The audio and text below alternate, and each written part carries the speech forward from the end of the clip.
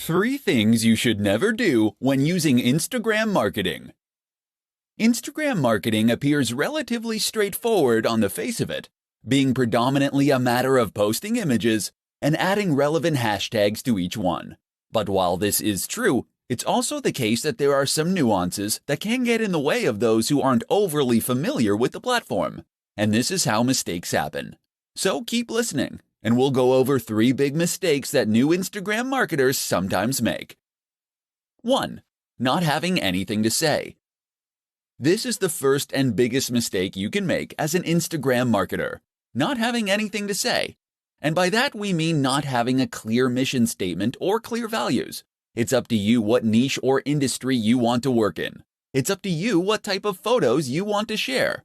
But what's essential is that you offer something that is unique to you. The worst Instagram accounts are the ones that are totally generic. Fitness brands that have a random selection of photos of people working out, or travel accounts that post pictures of people hiking through the mountains one moment and people in clubs the next.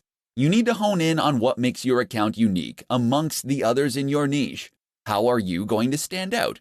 What are you going to do differently? Decide who you want to be before you start out, and then make that clear in everything you post. 2. Using too many filters. Filters look great, right?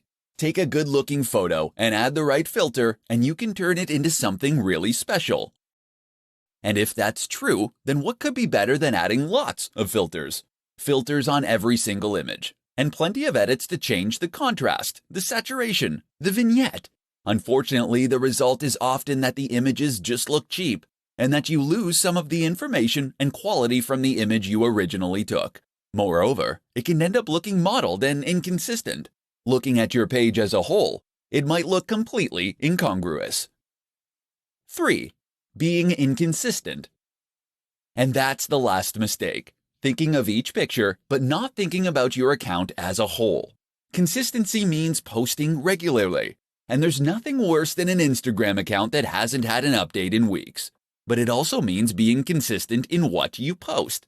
That means posting only within your niche, and ensuring that you have a consistent style and tone across all your images, all in service of identifying your specific audience, and then communicate to them directly with content they engage with. 3 ways to produce more Instagram content more quickly. Instagram is a fantastic option for marketers in a hurry. It doesn't take very long to post a photo or an image, but potentially that single post can do extremely big numbers for you. But while this is true, it's also true that a lot of people find themselves running out of time to take photos. Unfortunately, photography does require a little bit of prep, as you need to find a good spot, set up the subject, and make sure your camera is charged, etc.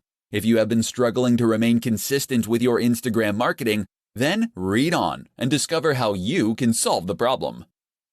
Batch. If you're taking 1 photo, then why not take 10? In other words, take batches of photos and you'll spend less time in total because all the setup will be done. If you're in the fitness niche, for instance, and you're taking photos of yourself training, take a bunch of extra for future content. Likewise, if you're taking photos of views while traveling, make sure to get far more than you need to use right away. Opportunity. On a similar note, you should also make sure that you seize every opportunity possible to get useful images.